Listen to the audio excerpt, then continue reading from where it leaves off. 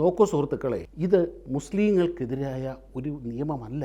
ഇതിൻ്റെ അകത്ത് ഏറ്റവും കൂടുതൽ ബുദ്ധിമുട്ട് അനുഭവിക്കുന്ന ഒരു വിഭാഗം മുസ്ലിങ്ങൾ തന്നെയാണ്. ഇങ്ങനെ കയ്യേറുന്ന ഭൂമിയിൽ 90% മഹാഭൂരിപക്ഷവും ദുരുപയോഗം ചെയ്തുകൊണ്ടിരിക്കുകയാണ്. അവർ പല രീതിയിൽ അത് വെച്ച് ബിസിനസ് നടത്തിക്കൊണ്ടിരിക്കുകയാണ്. 95-ൽ വന്ന ഈ ഭേദഗതിക്കാണ് മറ്റൊരു ഭേദഗതിയുമായി ഈ സർക്കാർ വന്നത്. അതിൻ്റെ അകത്ത് വേറൊന്നുമില്ല, കൂടുതലൊന്നുമില്ല. ആർക്കും ഈ പറഞ്ഞ പോലെ വഖഫിൽ അവകാശവാദം ഉന്നയിക്കാം, ക്ലെയിം ഉന്നയിക്കാം. പക്ഷേ അത് സെറ്റിൽ ചെയ്യുന്നത് ഈ രാജ്യത്തെ റവന്യൂ നിയമപ്രകാരമായിരിക്കും.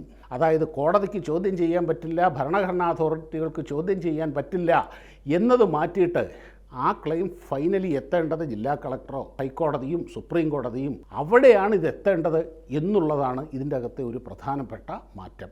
മറ്റൊന്ന്, മഹാഭൂരിപക്ഷം കേസുകളും വന്നിരിക്കുന്നത് അമുസ്ലിങ്ങൾക്കെതിരെ ആയതുകൊണ്ട് തീർച്ചയായും അവരുടെ പ്രതിനിധികളും ഇതിൻ്റെ അകത്തുണ്ടാകണം. തീർത്തും ന്യായമായൊരു കാര്യമല്ലേ, അതുകൂടി ഉൾപ്പെടുത്തിയിട്ടുണ്ട്. ഇതാണ് ഇതിൻ്റെ അകത്ത് പ്രധാനമായി വന്നിരിക്കുന്ന മാറ്റം എന്ന് പറയുന്നത്. ഇതിൻ്റെ അകത്ത് മുസ്ലിങ്ങളുടെ പള്ളികൾ, അവയുടെ ഭരണം, ആചാരം, ഇതിലൊന്നും ഇടപെടുന്ന പ്രശ്നമേയില്ല.